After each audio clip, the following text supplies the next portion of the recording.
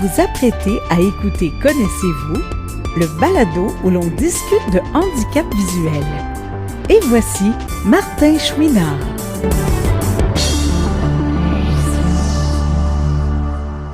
Bonjour, bonne semaine, bienvenue à Connaissez-vous à tous et à toutes.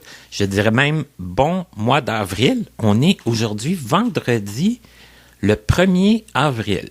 Et ce n'est pas un poisson d'avril. Mais c'est la première fois qu'un Connaissez-vous adonne comme ça un 1er avril. Un gros mois, parce qu'on a 5 vendredis en avril, vu que le 1er, justement, tombe un vendredi. Bien, on va être ensemble le 8, le 15, le 22 et le 29. Et aujourd'hui, bien sûr, comme je vous dis, pas un poisson d'avril. Le petit sujet que j'ai décidé de vous parler aujourd'hui, bêtement comme ça, je vais vous faire la lecture de la moitié, disons, d'un communiqué. Je vais vous expliquer pourquoi. Parce que souvent, on parle de livres adaptés à Connaissez-vous, parce que c'est un beau passe-temps que la lecture quand on ne voit pas.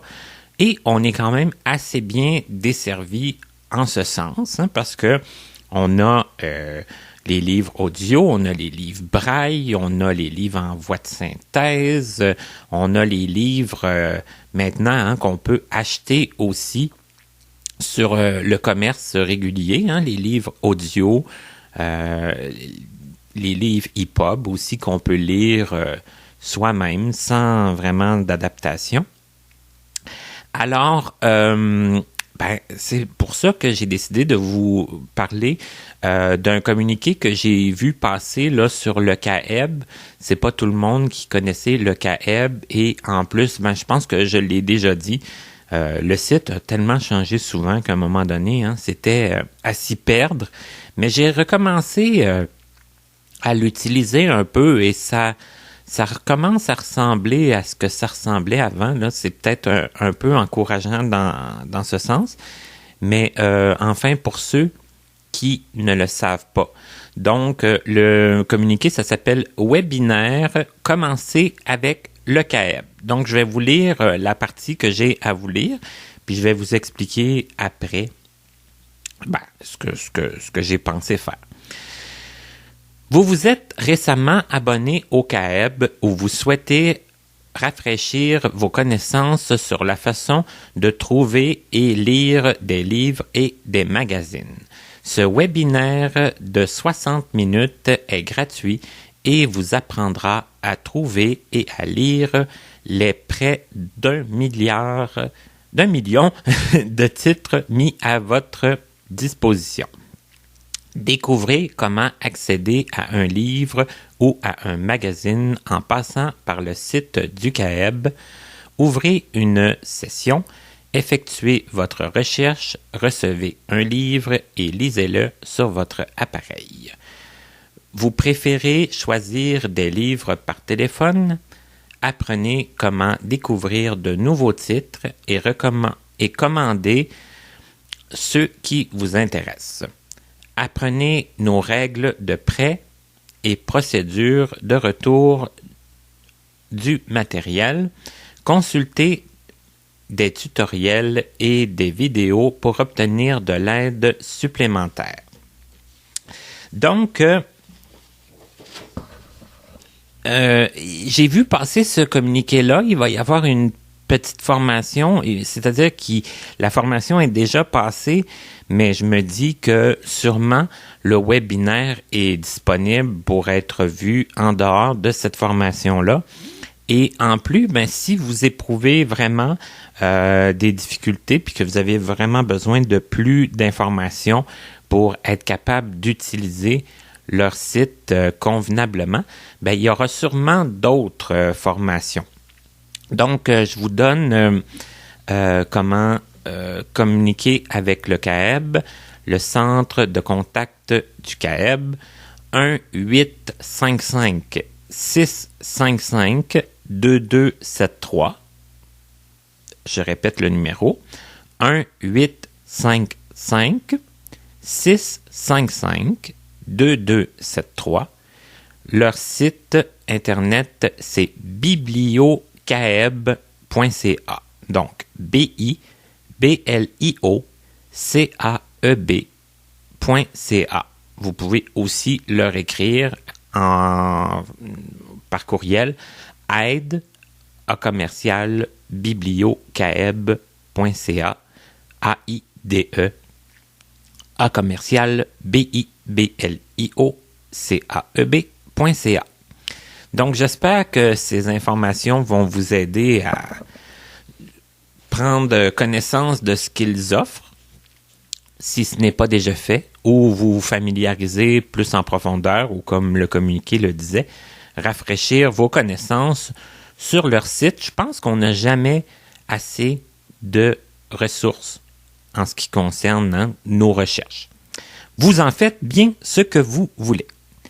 Notre invité d'aujourd'hui, vous allez voir, une personne assez impressionnante qui s'est non seulement lancée à pieds joints dans l'apprentissage du braille suite à sa perte de vision, mais aussi dans des choses quand même assez complexes quand on ne voit pas, les sciences, les mathématiques. Cette semaine, on parle avec Sabrina Pilon. Juste avant de commencer l'enregistrement, on parlait un petit peu de la première fois qu'on s'était rencontrés puis qu'on s'était dit qu'on ferait l'entrevue. Il est arrivé plein de choses depuis ce temps-là. Il y a eu plein de contre-indications. Il y a eu plein de choses qui ont fait en sorte qu'on n'a pas pu se voir avant. Je dis se voir, mais on est à distance. Pandémie continue d'obliger. Mais bref, je vous la présente. Elle s'appelle Sabrina Pilon. Tout d'abord, bonjour Sabrina. Bonjour. Et merci d'accepter de faire l'entrevue. Je sais que tu es une personne un peu gênée, je crois. Puis, on passe un peu par-dessus tout ça aujourd'hui. Oui, je suis assez timide, mais au fur des dernières années, je me suis quand même un peu dégênée pour certaines choses. Disons que je suis pas aussi gênée que je l'étais les premières années que j'ai été à l'école Jacques Ouellette à Longueuil. OK. Donc, il y a eu comme un travail qui s'est fait là-dessus sur toi-même. Là. Oui, il y a eu une certaine évolution, je dirais, je pense. Actuellement, les personnes qui m'ont connue à Jacques Ouellette pourraient se demander si c'est bien la même personne. C'est bon, j'aime ça. En partant, c'est déjà... on va confondre peut-être certaines personnes, et c'est tant mieux. Et c'est tant mieux parce que tu acceptes dans le fond, de partager ton parcours qui est quand même un peu... qui sort un peu des sentiers battus. Mais avant tout, ce que j'aimerais qu'on fasse, c'est que on fasse un peu comme avec tous les invités, puis que tu nous dises un peu à quelle époque tu es né et à quel endroit. Moi, je suis née vers la fin de l'année 88 et à ce moment-là, mes parents habitaient à Mirabel sur une ferme laitière. OK. Donc, aucun trottoir dans la pure campagne. Ben oui. Point de vue accessibilité, quand tu vois pas, t'es dépendant du transport adapté. C'est ça, c'est pas facilitant en commençant. Non. Mais toi, quand tu es né, tu n'avais pas de problème de vision. Non, j'avais aucun problème de vision. En année, pendant mon primaire, j'ai développé une certaine myopie, donc je portais des lunettes, là, mais sinon, j'avais aucun problème de vision. Puis dans ma famille, il n'y avait aucun antécédent de maladie visuelle quelconque. OK. Donc là, toute ton enfance, ça s'est fait chez tes parents, sur la ferme laitière, comme n'importe quel autre enfant. Dans le fond, il n'y avait pas de... Il y avait rien qui indiquait qu'un jour, tu allais perdre la vue. Non. Est-ce que tu as des frères et sœurs, toi? J'ai un frère qui a 2 ans et 2 ans plus jeune que moi. OK. Donc, il est arrivé un petit peu plus tard. Ouais, c'est ça, à peu près 2 ans après moi. OK. Et toi, quel genre d'enfant tu étais? Est-ce que tu as des souvenirs de ton enfance, on disait dans la campagne et tout ça? Qu'est-ce que tu aimais faire? Ah, bien, en fait, moi, depuis assez jeune, je passais beaucoup de temps dans la ferme et j'aimais beaucoup le contact avec les animaux. OK. Et je voulais, tu sais, depuis assez jeune, je voulais prendre la relève de la ferme laitière de mes parents. OK. C'était mon rêve de petite fille. C'était déjà quelque chose qui t'intéressait, là. Oui, je pense que c'est probablement quelque chose qui m'a tout le temps intéressée parce que très jeune, moi j'allais beaucoup passer de temps dans la ferme puis ça m'intéressait versus mon frère que lui la ferme puis les animaux ça l'intéressait pas du tout là. OK, c'est que vous étiez déjà très différents à ce niveau-là. Et comment ça se passe? Est-ce que c'était comme un peu un choix? Vos parents vous laissaient libre de vous impliquer sur la ferme ou... Oui, c'était nos choix propres, autant à moi qu'à mon frère. Moi, j'avais de l'intérêt là-dedans, puis mon frère en avait pas.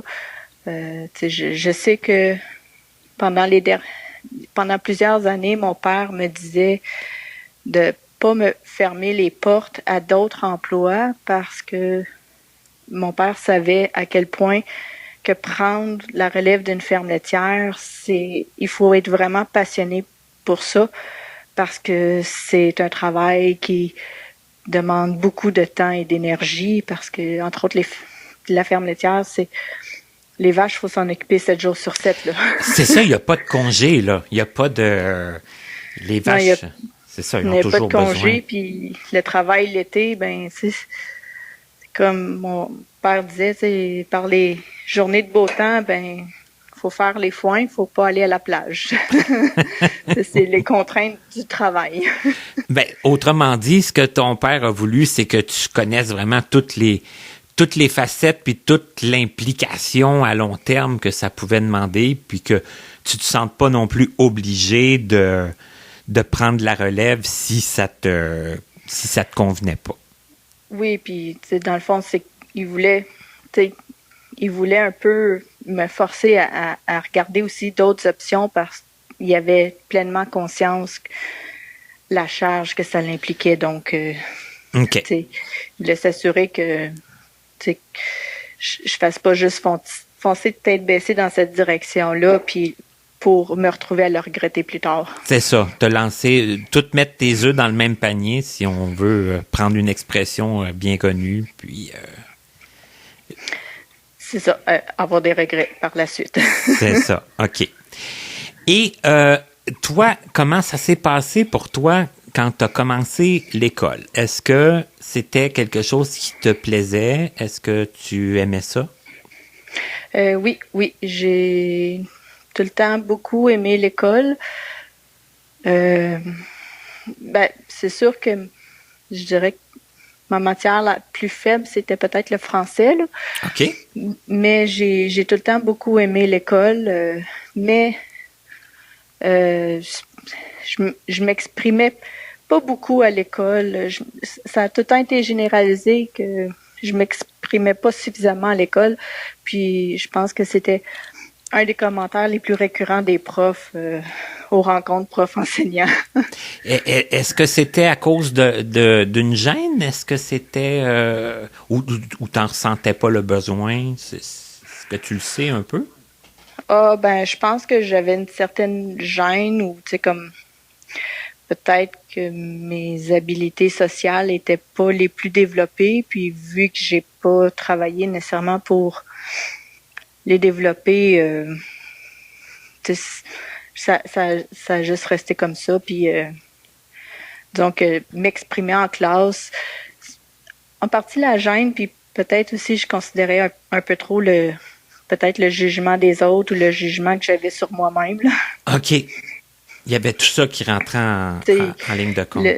Le jugement des autres ou le jugement que j'ai sur moi-même, des fois, peut nous bloquer un peu. Là. Oui, effectivement. Mm-hmm. Est-ce que tu parvenais quand même à te faire des amis? Est-ce que tu avais un réseau social?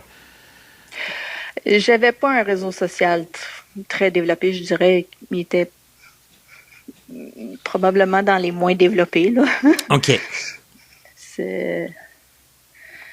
Mais tu avais quand même quelques amis? Oui, j'en avais quelques-uns, là, mais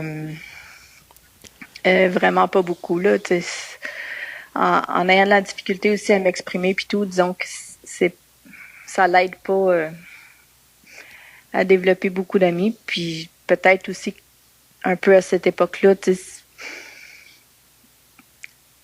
j'avais pas cette facilité-là, puis je voyais peut-être pas l'intérêt d'en avoir, ou je sais pas trop, là. Pas le besoin de... Ouais, t'avais pas le besoin tant que ça, là.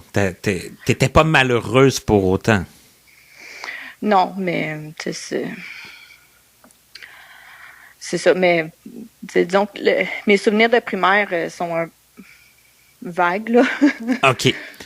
Est-ce qu'au secondaire, ça a changé? Est-ce que tu... Non, ça s'est maintenu avec pas beaucoup d'amis, là. OK. Et ton goût de l'école, ça a resté? T'aimais ça toujours? Oui, c'est resté. Les 3 premières années au secondaire, j'avais fait partie du programme international. OK. Mais à la fin de la 3e année, j'avais pris la décision de débarquer du programme international. Fait que j'étais supposée commencer mon secondaire 4 juste dans le niveau régulier puis tout, là. Une des raisons principales, je pense, c'est parce que dans le programme international, tu sais, comme en secondaire 5, tu as besoin de faire un projet personnel, tu sais, que tu choisis de faire puis tout, puis disons que l'intérêt n'y était pas. OK. C'était comme, au début du secondaire, ça semblait comme intéressant, puis plus le temps passait, puis moins il y avait d'intérêt. Exactement. OK, d'accord.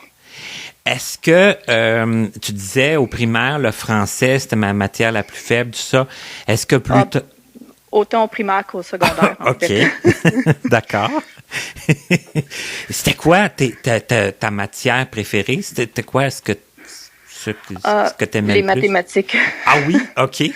Les mathématiques, puis moi, je suis quand même une personne assez cartésienne, figurer dans la vie des fois, des choses en les calculant, ou j'ai la facilité avec les mathématiques, puis des fois à comprendre certains concepts mathématiques qui peuvent paraître abstraits. Puis c'est resté même si je ne vois plus. Ça, c'est bien quand même.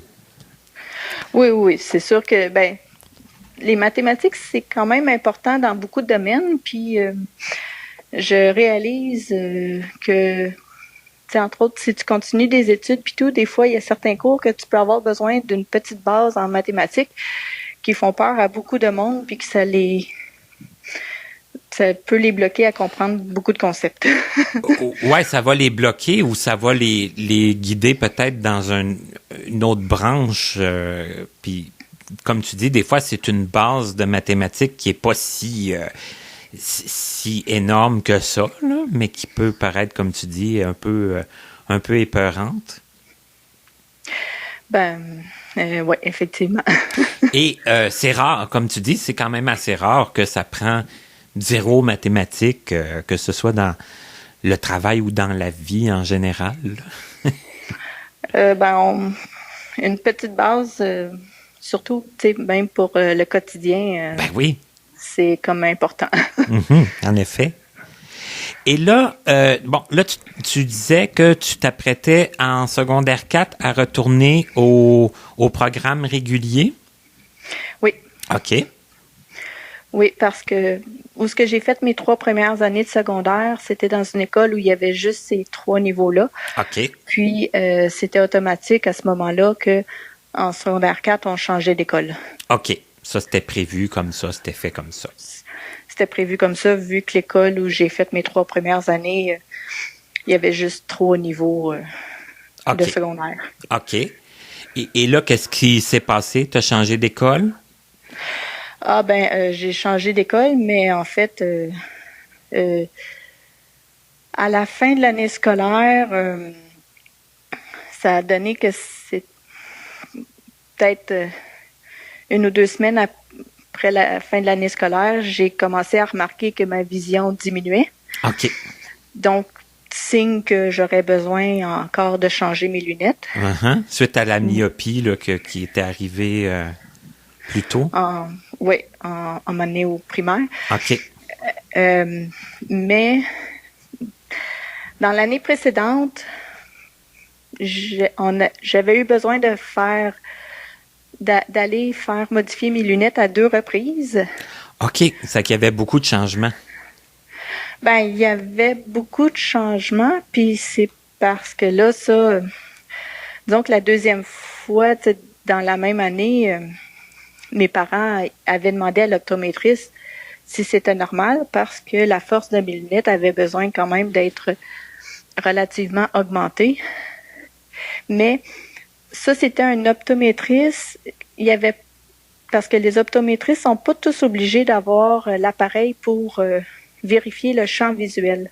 OK. Et cet optométriste-là, où est-ce qu'on allait, il n'y avait pas l'appareil pour vérifier le champ visuel. OK. Qui permet de savoir que ta vision périphérique est pas habituelle. Donc, au début de l'été, disons que quand j'ai constaté que ma vision diminuait, je l'ai pas spécifié, je l'ai pas dit à mes parents. OK. Parce que vu que la dernière fois, ils étaient comme pas contents, donc moi j'ai décidé d'éviter de leur dire pour pas qu'ils soient pas contents encore. mais tu dis pas content, mais ça devait être surtout inquiet, ça devait les inquiéter. Oui, ça les inquiétait, mais ça les ça les inquiétait, puis c'est pour ça justement qu'ils avaient demandé à l'optométriste si c'était normal. Mais donc moi, à ce moment-là, j'avais 15 ans. Ce que je me souvenais, c'est qu'il y avait un certain mécontentement, puis donc je voulais repousser à plus tard le mécontentement. Puis on s'entend aussi que poser une question comme ça, on connaît un peu la réponse parce qu'on sait bien que c'est pas tout le monde qui va changer sa force de lunettes 2 fois en si peu de temps. Là. Ça fait, forcément, il y a comme des inquiétudes qui s'installent. Oui, puis l'optométriste, c'était quand même une personne, comme pas jeune. Fait que mes parents s'étaient dit, il doit avoir de l'expérience. Il connaît son métier. Là, il connaît son... C'est ça, il connaît son métier. Donc, la question n'avait pas été investiguée plus amplement. Puis, donc, à 15 ans, on n'a pas nécessairement le même jugement non plus. Donc, non. Tout ce que je voulais éviter, c'était le mécontentement de mes parents. Là, donc, OK. Fait que c'est sûr qu'après coup, on peut évaluer la prise de décision, là, mais... Oui. Puis de se dire qu'on aurait fait ça différemment si avec l'expérience qu'on a maintenant. Là, mais là, à 15 ans, c'était comme ça. Oui, exactement. OK. Et là, que s'est-il passé? Là, cet été-là, je m'étais relativement sentie pas bien. Puis, au fur et à mesure de l'été, ma vision a diminué. Puis, disons que j'ai pas eu de moment que je me suis dit c'est pas normal et il faudrait que je le dise. J'étais comme un peu dans mon bourbier. Puis, c'est au début du mois d'août que, quand j'étais dans l'étable, mes parents, il est arrivé comme un léger accident qui leur ont fait réaliser que j'avais plus de vision périphérique, OK. la vision de côté. OK. Parce que, en fait, mon père arrivait avec quelque chose, puis moi, j'étais comme placée de côté à lui. Je le voyais pas de face, mais j'aurais dû le voir par la vision de côté, mais vu que je l'avais plus, je l'ai pas vu. Tu l'as pas vu. Fait qu'il m'a accroché, puis après, à partir de ce moment-là, mes parents ont réalisé que c'était comme pas normal que je l'ai pas vu. C'est ça, ils se sont rendus compte des changements que tu vivais, là. Ben oui, ce soir-là, ma mère, pendant que j'écoutais la télévision, en passant des doigts, elle a testé pour voir à quel moment que je réagissais à ses doigts, puis pour voir où en était ma vision de côté, puis le lendemain, j'ai été voir son médecin de famille qui était en clinique de ce rendez-vous. OK. Après ça, ça l'a déboulé assez vite. J'ai fait une prise de sang, j'ai passé un scan assez rapidement, puis quand les résultats sont sortis, j'ai été passer un scan avec un produit, je sais pas si avec le scan c'est l'iode, puis je rentrais à Sainte-Justine, je pense le jour même ou le lendemain, là. OK. Donc, parce que le scan avait permis de détecter qu'il y avait une tumeur au cerveau dans l'espace entre les deux ventricules. OK. Donc, c'est ça qui a fait, c'est ça qui a activé comme la perte de ta vision. Oui, parce que la tumeur était située à un endroit où il y a du liquide. Donc, le liquide n'ayant plus assez de place à cause de la présence de la tumeur, la pression a augmenté, puis l'augmentation de la pression a écrasé mon nerf optique. OK. Puis, une fois à Sainte-Justine, je pense que le neurochirurgien a enlevé la tumeur après une semaine, là, parce qu'il fallait qu'il revienne de vacances. Là, donc, j'ai expérimenté pas longtemps après être rentrée à Sainte-Justine. À un moment donné, la pression était tellement grande, puis le mal de tête était tellement intense et insoutenable qu'ils ont eu besoin de m'installer un drain. Puis le drain, il y avait comme un poteau à côté du lit qui indiquait jusqu'à quel niveau le surplus liquide serait enlevé, ce qui a impliqué que j'ai passé une semaine couchée dans un lit que je pouvais même pas m'asseoir toute seule. Oh là là. Pour pas que il y ait trop ou pas assez de liquide qui soit enlevé. OK, c'était comme limiter là, les mouvements là, le plus possible. Oui, ça, j'étais couchée, mais je me relevais quand l'infirmière m'apportait les repas puis qu'elle relevait le niveau à côté du lit. Mais disons que quand tu es adolescent, te retrouver une semaine dans un lit que tu peux pas bouger, c'est comme pas évident. Non, mais j'allais dire autre chose. Est-ce que, parce que là, en une semaine, ben, tu sais, là, la rentrée à l'hôpital, ben, le diagnostic, tout ça, là, tu disais, bon, après ça, ils m'ont opéré et tout ça, mais bon, une semaine, dans ces circonstances-là, on se comprend que ça peut être long, mais c'est court aussi. Il se passe beaucoup de choses en peu de temps. Je me souviens que moi puis ma mère, quand on avait eu le résultat du premier scan, on avait pleuré les deux ensemble.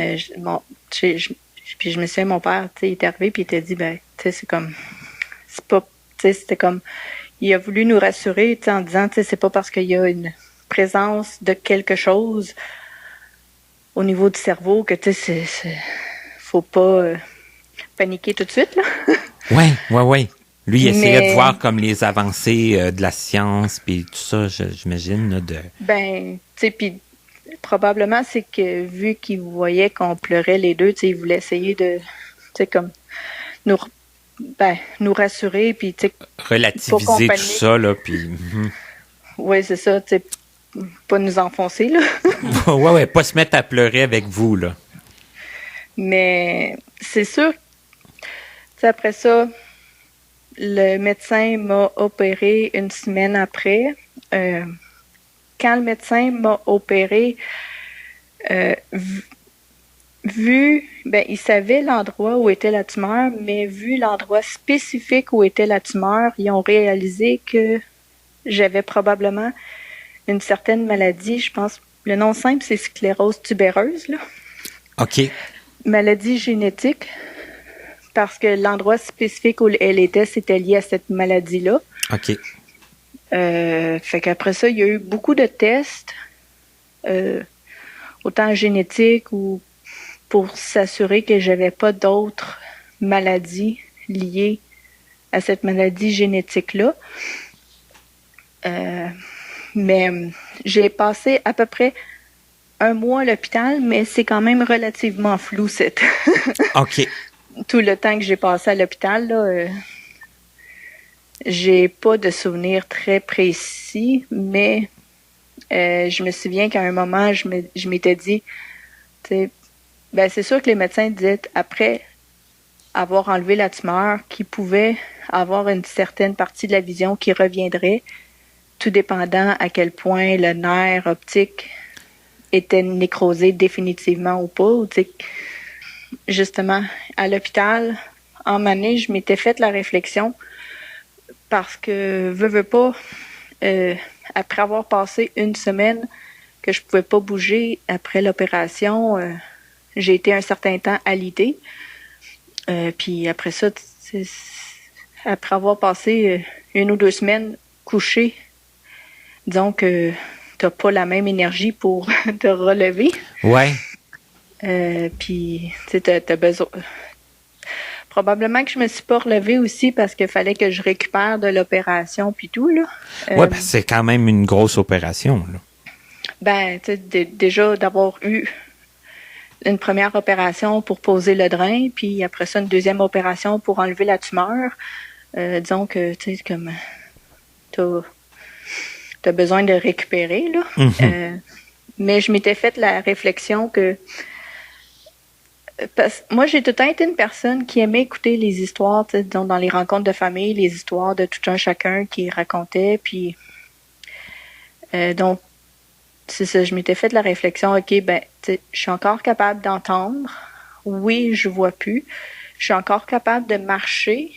J'ai toutes mes capacités intellectuelles encore. Tu sais, surtout après avoir comme passé une semaine sans bouger, tu sais, donc je m'étais dit, OK, je vois plus, mais tu sais, j'aime autant qu'il me reste mon audition, mes capacités motrices, puis mes capacités intellectuelles, puis que je vois plus, puis tu regardes. C'est que tu focusais sur ce que tu avais encore et non pas sur ce que tu n'avais plus. Exactement. Parce que là, tu voyais plus du tout suite à l'opération? Ben, disons que c'est un peu flou le moment précis à partir duquel que je voyais plus du tout parce que quand je suis rentrée à l'hôpital, disons que il me restait pas grand-chose. OK, déjà donc, plus. OK. Tu sais, disons que après coup, je me demande comment que j'avais pu le cacher aussi longtemps, là. OK. Continuer à fonctionner, là, mais ma vision était minimale, puis il n'y a pas vraiment de date précise que je voyais plus, là. OK.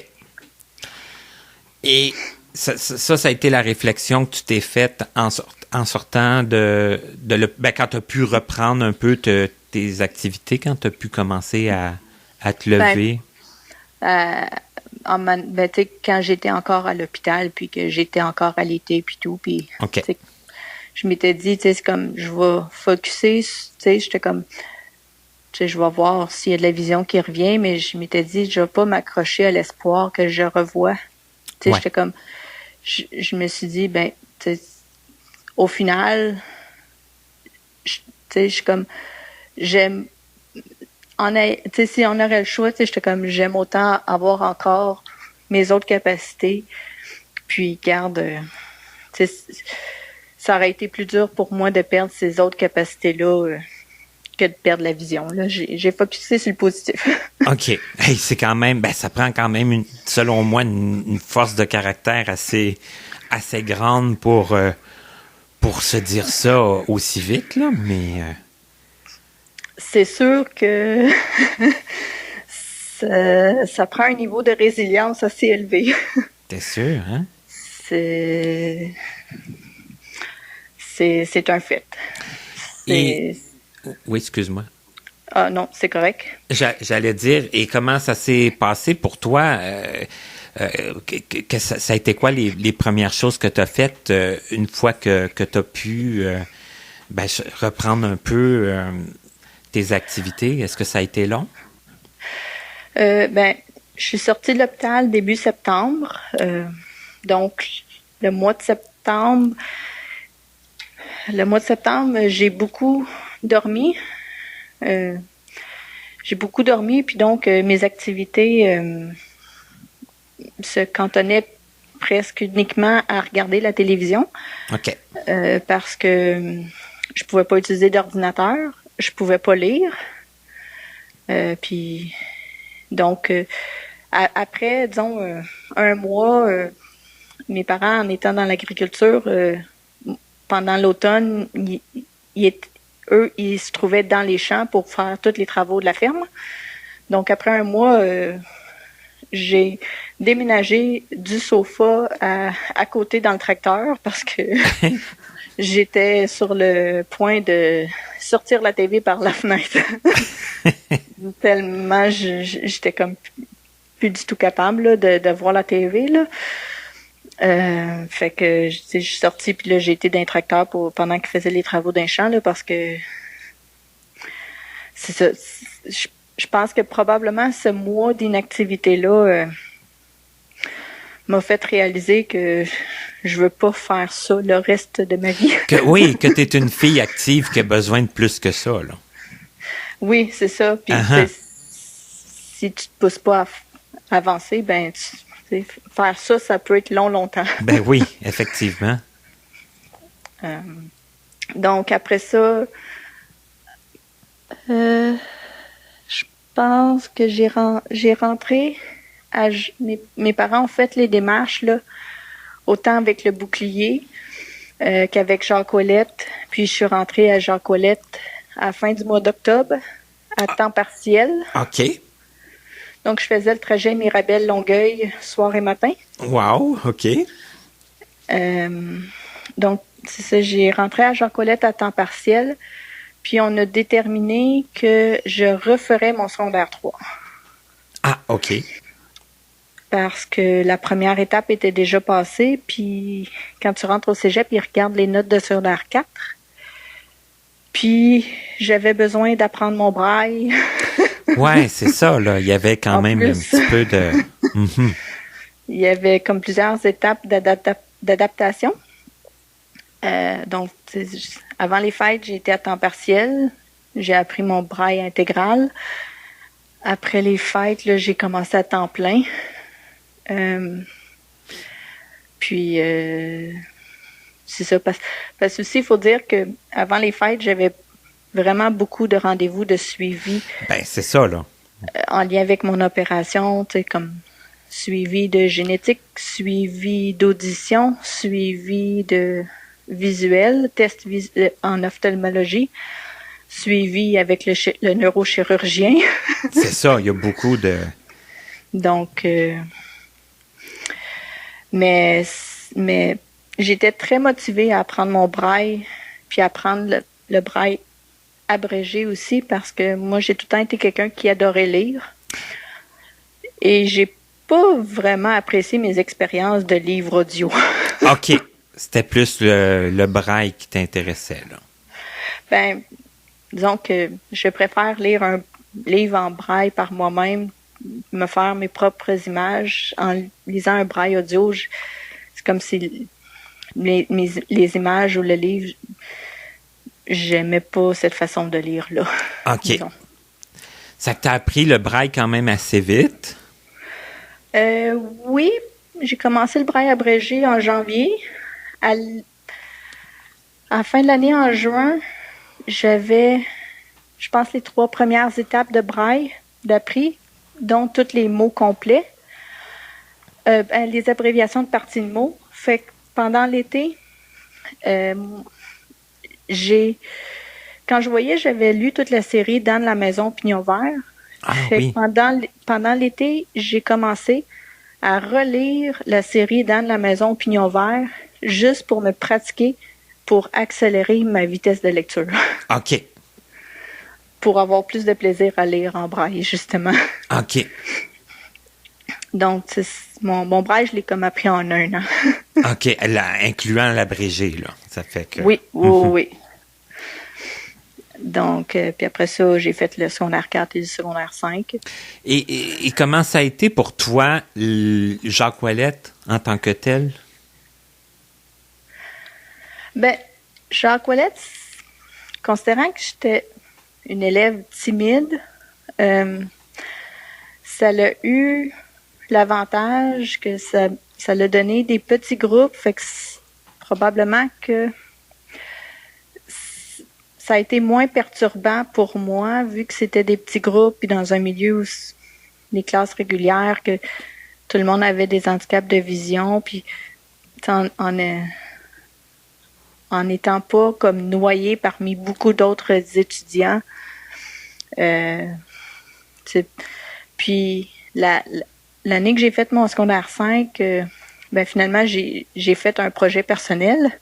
OK. Ce qui est ironique, vu que j'avais débarqué du programme international pour pas avoir à faire ça, là, mais j'avais eu ce cours-là. Puis cette année-là, ça m'avait permis un peu de commencer à m'ouvrir parce que justement, j'avais organisé une visite de 3 types de fermes laitières qui étaient de mon coin aux étudiants du secondaire, je crois. OK. De Jacques Ouellette. Donc, toute l'organisation, puis les réservations, puis tout, puis on couchait à l'école ce soir-là, ça... Ah, c'était comme tout un gros événement, là, de... Ben, oui, puis pour moi, qui était très timide et qui pouvait passer, pour ainsi dire, inaperçu dans les cours, même si on n'était pas beaucoup d'étudiants, ça m'a permis de m'ouvrir d'une certaine façon, oui, parce que ça m'a forcé à parler. Oui, de montrer que tu existes, que tu as des idées, puis que tu es capable de les mettre en branle, puis... Oui, puis tu sais, j'avais eu besoin d'aller chercher les fonds aussi pour ce projet-là, tu sais, réserver l'autobus, puis tu sais, ça l'impliquait certains coûts. Effectivement. Donc, mais tu sais, ça avait montré justement, tu sais, même si c'est très timide puis tout, ben, tu sais, si elle est intéressée dans quelque chose, elle va mettre l'énergie. Ben oui. Je peux faire des choses. Hey, c'est merveilleux. Puis, tu sais, je me sais que quand je faisais du ski alpin, puis dès le premier automne, mes parents m'avaient inscrit à la Fondation des aveugles du Québec pour que je participe aux activités de ski alpin, justement. OK. Tu sais, puis ça, j'ai été aux activités de ski, puis j'ai été à 1 ou 2 reprises, je pense, à Sainte-Anne, la fin de semaine à Sainte-Anne de ski. OK. Donc, c'est sûr que la première fois que j'ai fait du ski, il faisait comme un moins 30, fait qu'il n'y avait pas grand monde sur les pistes, mais ça a eu l'avantage que, vu qu'il n'y avait pas grand monde, il y avait peut-être moins de crainte. Ouais, ben oui, effectivement. C'est un bon point. Mais... Parce que est-ce que ça te satisfaisait de faire quand même du ski avec d'autres personnes non-voyantes, ben avec des guides évidemment aussi, mais est-ce que tu trouvais ça aussi satisfaisant qu'avant? Est-ce que ça a été difficile pour toi la transition? Ben c'est sûr qu'au début, la première fois, j'avais des grosses craintes, puis tu sais, ça a été graduel. La transition avec le guide, là, parce qu'au début, le guide tenait vraiment mes mains puis tout, là, parce que donc la première expérience de ski en voyant pas, c'est pas la même que si. C'est ça, là. C'est parce à la fin, le guide est. Je me souviens pas à la fin si le guide était tout simplement en arrière de moi ou juste en avant à reculons, là, mais à la fin, le guide avait plus besoin de me tenir les mains puis tout, là, mais fallait quand même que je le fasse quelques fois par saison, parce que c'est sûr que la première expérience de la saison, c'était la crainte était plus présente, là. Mm-hmm. Mais t'en retirais quand même une satisfaction à la fin de ta journée ou de ta fin de semaine, puis... Oui. Après que j'ai commencé, j'en ressentais une satisfaction puis tout, probablement relativement équivalente, là. C'est sûr, quand je voyais probablement que j'allais plus vite, oui, mais j'avais quand même la même satisfaction. De pouvoir pratiquer un sport que tu aimais, là. Oui. OK. Oui. Ah ben, c'est intéressant.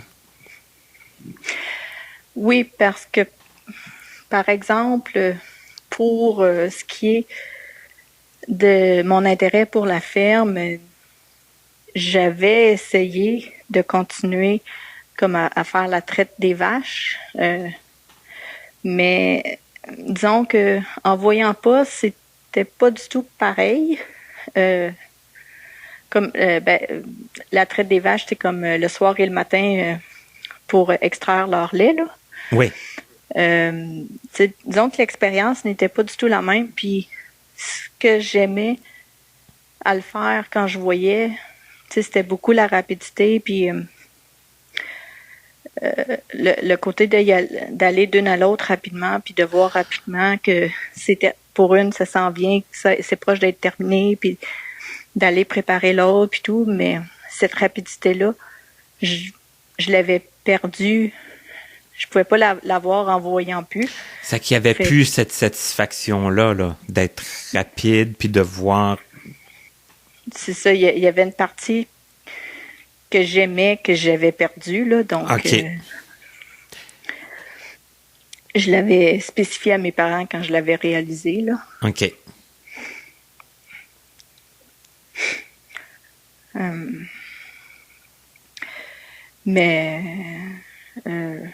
Ouais, c'est ça pour mes années de primaire et secondaire. Et secondaire, oui. Après le secondaire, qu'est-ce qui s'est passé pour toi? Parce que là, bon, c'est bien beau, mais après, faut penser à ce qu'on veut faire. Ça a dû quand même changer un peu tes plans. Oui, c'est sûr. Ben, une des choses qui avait surpris certaines personnes, parce que pour l'été 2007, après ma 5e année de secondaire à Jacques-Ouellette, j'avais appliqué pour faire le stage de technicien braille à l'Institut Nazareth et Louis Braille. Oui. Moi, j'avais comme pas réalisé que c'était comme rapide, parce que l'été 2007, c'était comme... quand j'ai fait le test, ça faisait même pas 3 ans que j'avais perdu la vue. Ben oui, c'est ça, là. Puis, pour appliquer pour ce travail-là, ça demande de lire à une certaine vitesse minimale, là. Mais j'avais appliqué, mais finalement, c'est pas moi qui avais eu le stage, mais je me souviens qu'il y avait certaines personnes à l'entrevue qui avaient été surprises. Probablement, je réalise après coup, à cause du peu de temps après que ça faisait que j'avais vu, puis le niveau de lecture que j'avais à ce moment-là. Mais finalement, j'ai réappliqué à l'été 2009, puis là, je l'ai eu. OK, c'est en 2009, toi, que tu l'as fait. Oui, le stage technicien braille, je l'ai fait à l'été 2009. OK. Mais pour la suite, après Jacques-Ouellette, j'ai appliqué au cégep de Sainte-Thérèse pour faire un diplôme d'études collégiales en sciences de la nature. OK. J'avais le choix entre Sainte-Thérèse ou le Vieux-Montréal, mais j'ai décidé Sainte-Thérèse vu que ce serait moins loin, puis ce serait pas comme dans la grosse ville de Montréal. Ouais. Mm-hmm. Surtout que là, moi, je venais de la campagne de Mirabel. C'est ça, ben ouais. Disons que, même pour moi, pendant les 3 années, j'avais eu des cours de mobilité, entre autres, comme à Saint-Eustache ou à Longueuil, là, mais c'est pas comme Montréal, là. Quand tu viens de la campagne, des fois, Montréal, ça fait un peu peur. Oui, c'est vrai. Donc, pendant l'été de 2007, j'ai passé beaucoup de temps au cégep à Lionel Groulx avec mon prof de mobilité pour apprendre le cégep. OK. Puis, disons que pendant l'hiver, j'ai eu une rencontre avec plusieurs personnes du cégep, comme des personnes d'aide pédagogique, puis la personne responsable des résidences, parce que finalement, j'ai été 3 ans au cégep, puis les 3 années, j'ai été en résidence. Puis les personnes d'aide pédagogique, il y avait déjà une personne avec un handicap de vision, mais qui avait juste une vision partielle, qui était allée à ce cégep-là, mais il voulait savoir ce que ça l'impliquait de différent. Donc, mais finalement, les 3 années ont bien été. OK. Puis, on a réussi à convaincre la personne des résidences que j'étais assez autonome pour aller en résidence. Donc, elle avait un certain préjugé de manque d'autonomie pour les personnes qui ne voient pas. OK. Mais vous avez réussi, puis ça a fonctionné? Oui. On a je me souviens pas exactement comment, là, mais on avait réussi à la convaincre.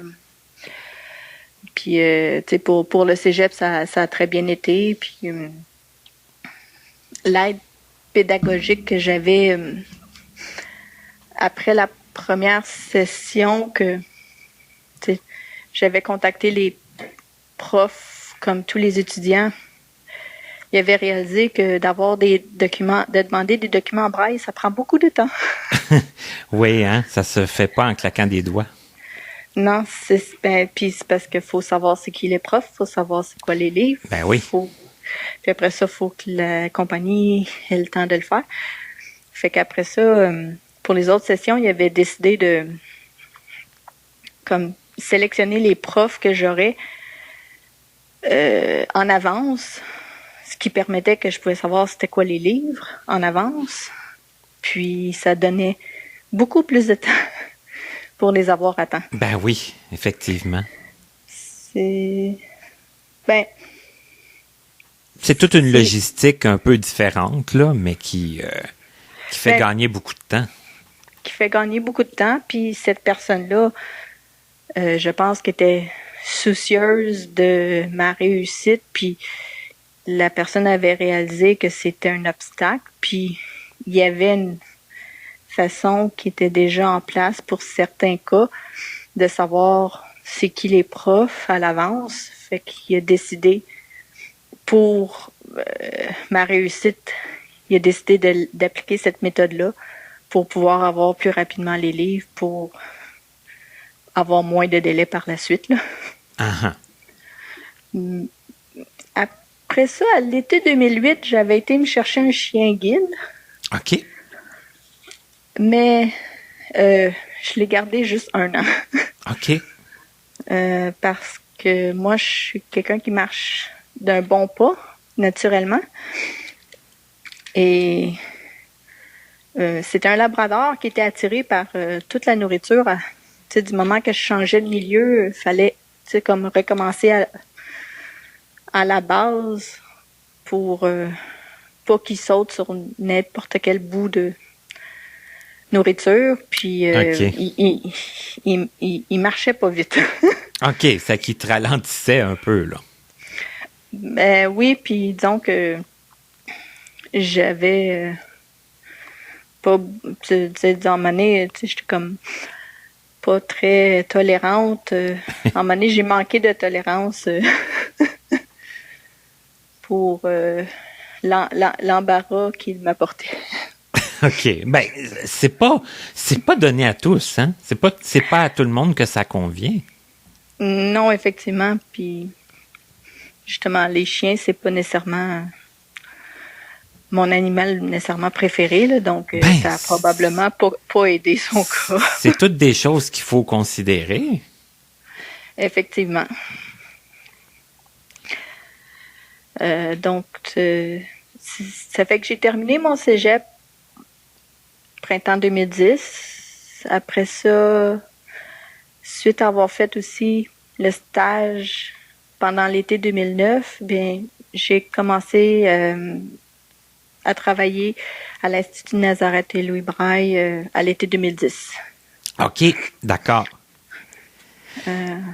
Et là, ce que j'ai su, parce que je sais beaucoup de choses, c'est que tu fais des choses quand même assez complexes. Là. Toi, tu fais des mathématiques, tu fais quand même des choses qui demandent assez de...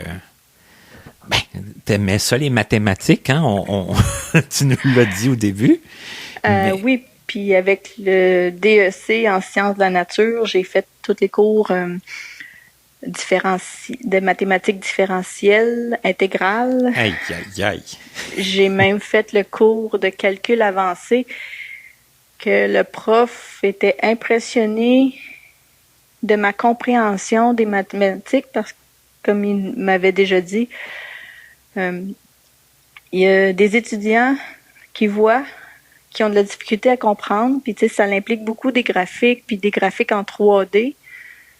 Tu sais, il y a des étudiants qui voient qui ont de la difficulté à comprendre ce que toi tu comprends là. C'est ça, que toi tu comprenais sans l'aspect visuel. Là.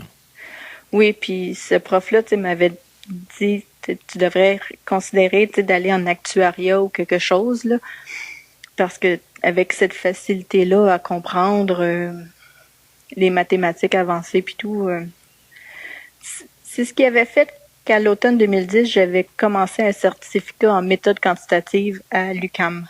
OK. Tout en travaillant à l'Institut. OK. C'est que tu faisais quoi? Du temps partiel? Oui, temps partiel. Là. OK. Ben, dans les deux, dans les études puis dans le travail. Dans le travail, à ce moment-là, la première année, ça a été à du temps plein. Ah oui, OK. Parce que je remplaçais quelqu'un qui était en congé sabbatique, qui avait pris une année sabbatique. Donc, je l'avais remplacé à temps plein cette année-là, OK.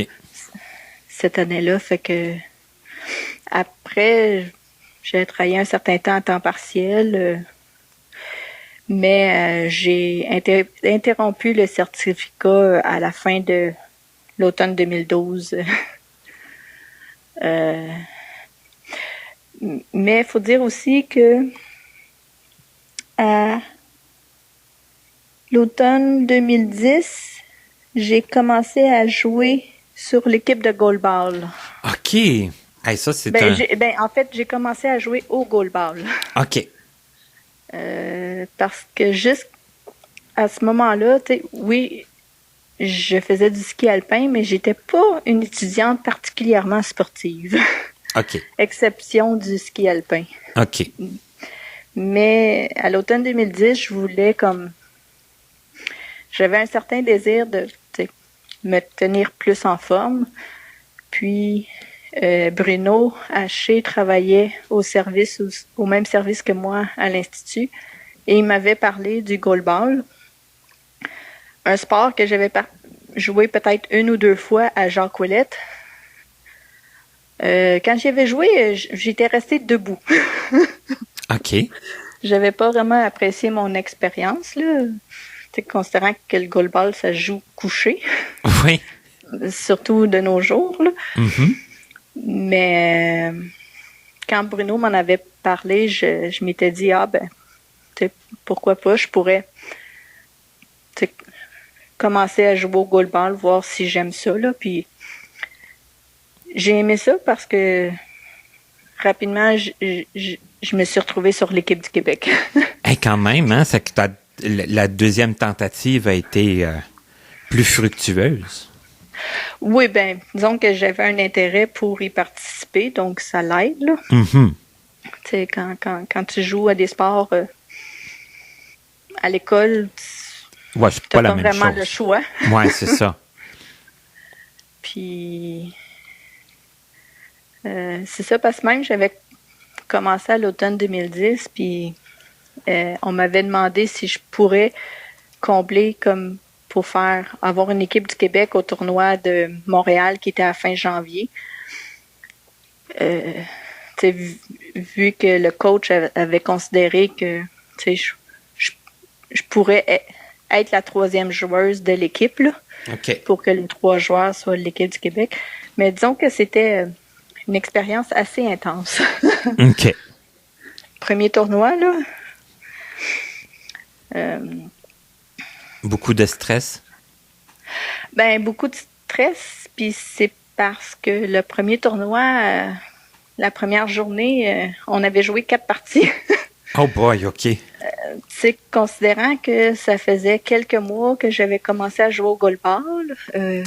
Ouais, physiquement, puis, ça faisait une grosse journée, là. C'est ça, puis moi, j'avais pas, j'avais commencé à m'entraîner un peu, mais j'avais pas un historique de plusieurs années d'entraînement. Mm-hmm. Donc, physiquement, jouer 4 parties de goalball dans une journée, c'est très épuisant. Ben oui, je comprends. Donc, puis à ce moment-là, on avait été sélectionné pour faire les demi-finales le lendemain, là. Donc, ça donnait pas grand temps pour se reposer, là. Ah, ben, ça donnait pas grand temps, puis donc, il y avait certaines personnes, dont le coach, qui avait interprété mon attitude comme du découragement parce que, considérant que j'étais la nouvelle sur l'équipe, il y a certaines équipes qui m'avaient littéralement bombardée. OK. Donc, il y a une équipe assez forte qui avait beaucoup compté de mon côté puis tout. Puis c'était l'équipe qu'on affrontait le lendemain en demi-finale. Juste pour mal faire. Fait que, disons que le coach avait interprété mon attitude comme étant totalement découragée et déprimée de les affronter, mais c'était juste que... C'était beaucoup pour toi, là. En fait, j'étais tellement brûlée que je paraissais démotivée, mais c'était juste parce que j'avais plus aucune énergie. C'est ça, ben oui. Mais j'avais été contente de mon expérience parce que justement, la partie du lendemain, l'équipe qui m'avait littéralement démolie pendant la première partie avait pratiquement pas compté de but de mon côté. Ah, OK. Mais il y avait quand même pratiquement tout lancé sur moi. Bon. Donc, c'était gratifiant comme expérience. C'est ça, hein, malgré tout, hein, parce que c'est un jeu, puis bon, forcément, hein, les gens veulent gagner, hein, ça fait que... Ben oui, gagner ou faire des bons coups puis tout, là. Ouais, c'est ça, ben oui. Faut...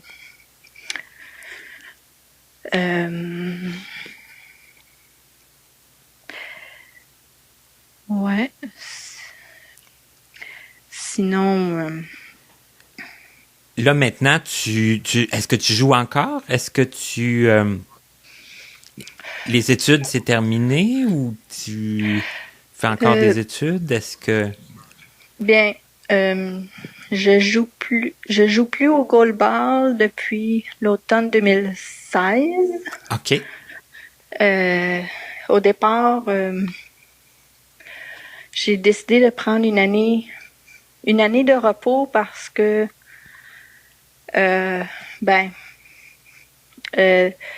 disons que au fur et à mesure des années, j'ai augmenté comme les entraînements, mais les premières années, je travaillais, j'avais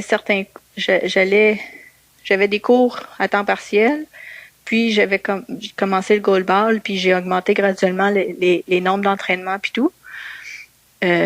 Après ça, ben les cours ont débarqué, mais il me restait quand même le travail plus les entraînements.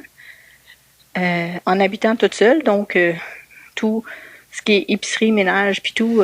Ouais, tout ce qui est de la vie quotidienne dans l'appartement. Là. Mm-hmm. Exactement.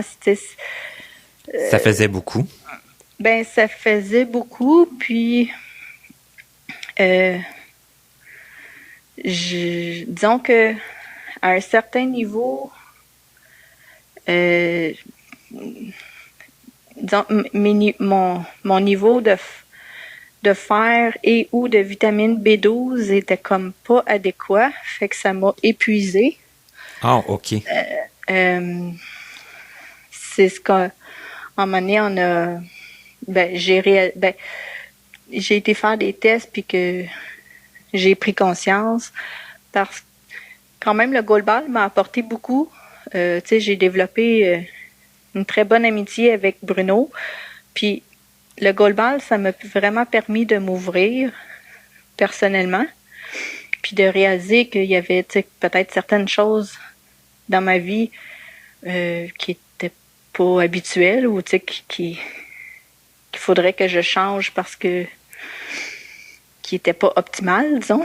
Mm-hmm, mm-hmm. Puis, mais avec le travail puis l'entraînement puis tout, disons que à un moment donné, j'étais arrivée à un point que il aurait fallu que je m'entraîne plus, mais j'avais pas nécessairement l'énergie. Ouais, c'est ça. Tu sais, j'avais pas cette habitude-là avant, donc c'était très dur à prendre comme habitude. Donc, c'est pour ça qu'à l'automne 2016, là, j'avais décidé d'essayer de diminuer certains, comme le temps de transport ou certaines choses pour essayer d'avoir plus de temps pour moi, mais de rester. Mais finalement, j'avais décidé de débarquer puis de prendre une année de repos, puis de réévaluer l'année suivante. Mais finalement, pendant l'année de repos, j'ai réalisé que je savais que j'étais fatiguée, mais je pensais pas à ce point-là. OK. C'est que ça te prenait plus de temps qu'un an, là. Ben, ça m'a fait réaliser que, tu sais, peut-être que de travailler à temps plein, plus le goalball sur l'équipe, en étant juste sur l'équipe du Québec, puis en n'ayant pas un salaire pour ça, c'était peut-être un peu trop pour moi. C'est ça. OK. Donc, fait que j'ai débarqué de l'équipe du Québec l'automne 2016. J'ai continué à l'Institut. Je me suis retrouvée quelques mois en 2017 sur le chômage. Après ça, j'ai repris, puis c'est là que j'ai corrigé du scientifique mur à mur. D'accord. Ben oui, c'est pratiquement mur à mur. Pratiquement toutes mes semaines au début, la première année, j'avais presque exclusivement du scientifique de cégep à corriger. Okay. C'est assez épuisant. Ça doit. Fait que c'est assez épuisant. Puis à ce moment-là, j'étais à contrat à l'Institut. Donc, disons que après la réforme de Barrette, les contrats à l'Institut étaient beaucoup plus instables. OK. Donc, c'est ça, de l'automne, mois de juillet 2010, ouais, je pense du mois de juillet 2017 à l'été 2019, j'ai travaillé à l'Institut. Puis après ça, à la fin du mois de juillet 2019, je suis partie en immersion à Toronto. Ah, OK. Pour 12 semaines. OK. Pour l'anglais puis tout ça? Oui. OK.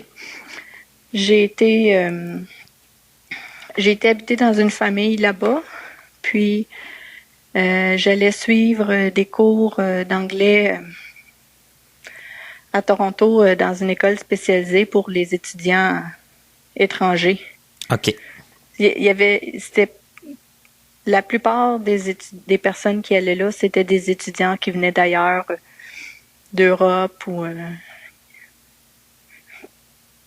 la grosse majorité venait d'Europe là, pour apprendre, perfectionner leur anglais, puis possiblement venir étudier au Canada en anglais pour d'avoir encore un meilleur anglais, là. OK. Donc de fin juillet à mois d'octobre. Après ça, je suis revenue travailler quelques semaines à l'Institut et après ça, j'ai fait un retour aux études en l'hiver 2020. OK. Oh boy, OK. Ben, c'est parce que, disons que de l'automne 2017 au printemps 2019, j'avais, à l'Institut, j'avais juste des petits contrats. J'avais pas de contrat d'1 an, là. OK. Donc, à la longue, d'avoir des contrats de 2 mois, de 4 mois, de 3 mois, ça finit par user. Ouais. Puis, tu sais, le travail de technicien braille, c'est pas nécessairement un travail qui a beaucoup de monde qui font. Donc, tu sais, c'est la facilité de se retrouver un emploi de ce même type-là est pas du tout grande, là. Assez limité, oui. Donc, c'est pour ça que finalement, disons que tout le monde a ses limites et là, ton retour aux études, c'était en quoi? C'était... Ben, j'ai fait un premier certificat en administration que j'ai terminé l'hiver dernier. OK. Et là, actuellement, je suis en train de faire un certificat en finance. C'était un retour aux études. Je me disais que j'explorerais le domaine de la finance, voir si ça pourrait être un domaine qui m'intéresserait. OK. Donc, je me disais peut-être possiblement aller en finance ou en planification financière. Considérant que j'avais pas vraiment de bonne idée sur ce que je voudrais ou j'aimerais faire, je me suis dit essaie d'aller dans cette direction et vois où ça te mène. Oui, une nouvelle avenue, une nouvelle alternative. Ben oui, puis les cours de mon certificat d'administration m'ont permis de m'ouvrir les yeux d'un certain point de vue sur ce qui se fait ou sur le management ou un peu de m'ouvrir les yeux sur le monde ou je sais pas trop là, plutôt que juste d'être dans ton petit monde personnel puis de pas trop réaliser ce qu'il y a autour là. Mm-hmm. Mm-hmm. Ben, c'est un peu ça aussi, hein, les expériences d'études, puis tout ça, hein, c'est de voir d'autres alternatives, de voir où ça peut nous mener, ça peut être quoi nos intérêts. En tout cas, on peut dire que tu as touché à plein de choses, hein? C'est incroyable. Puis c'est pas terminé. Ben, non, c'est pas terminé parce que j'ai encore seulement que 33 ans, donc... ben oui, en plus, ben oui. Probablement qu'il va me rester beaucoup d'expérience. Puis que, bon, tu sais, je veux dire, malgré ta perte de vision assez subite, il n'y a pas eu trop de... T'as pas été des années à dire « Oh mon Dieu, qu'est-ce que je vais faire? » Tu sais, on peut dire tu t'es retroussé les manches assez vite, puis... Ben, tu sais, c'est sûr que les premières années, j'ai foncé juste tête baissée dans les études. Fait que ma vie, c'était les études. C'était c'était simplement les études, d'où l'avantage aussi du goalball. Ça m'a permis un peu de m'ouvrir, puis de réaliser que autant le goalball que les expériences de la vie, à un moment donné, j'ai réalisé que dans la vie, faut pas juste foncer tête baissée puis rester optimal tout le temps, là. faut avoir aussi une vie sociale parce que, disons que pendant beaucoup d'années, j'avais pas vraiment de vie sociale très active. Probablement que c'est mes premières années à l'école qui m'ont habitué à ça, là, mais... C'est ça, ben oui. Mais ce que je sens chez toi, c'est que tu avais quand même fondamentalement un besoin de faire des choses, un besoin de bouger, d'avancer, d'explorer même. Puis bon, ça t'a fait découvrir peut-être des aspects sur lesquels il fallait que tu focuses plus, des aspects qui te manquaient un peu dans ta vie, puis t'as pris les mesures pour les trouver. Oui. Puis, comme, par exemple, le goalball, je me souviens qu'il y avait certaines personnes qui me connaissaient un peu que,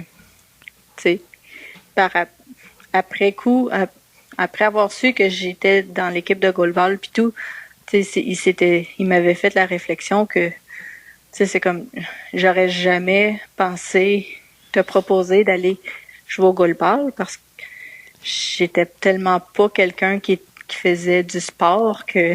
Ouais, il pensait pas que ça serait dans tes intérêts, dans tes goûts. Non, puis jusqu'à ce moment-là, probablement que ça l'était pas vraiment, là, donc... C'est ça.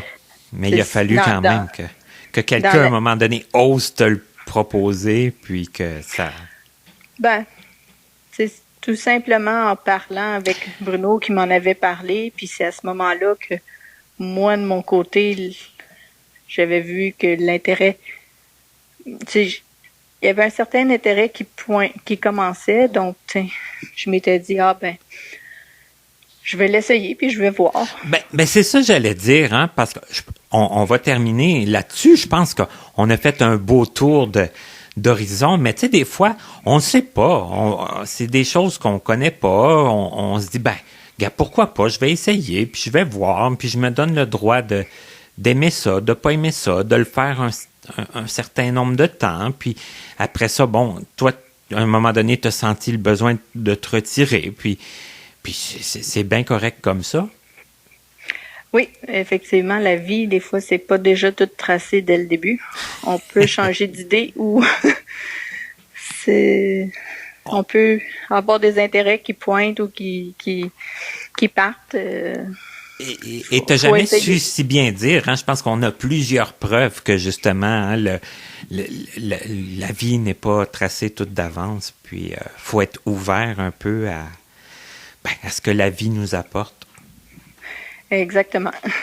Bien, un gros merci, Sabrina, d'avoir pris du temps. Je sais, t'es très occupée toi aussi, puis d'avoir pris du temps pour nous parler aujourd'hui. Je sens qu'il y a des gens qui vont s'inspirer de ton parcours, parce que c'est un peu ça le but du projet aussi, hein, c'est de donner des images positives, des portraits positifs, puis ainsi aider les gens justement à tracer leur propre vie. Oui, bien, merci à toi aussi. Un gros merci.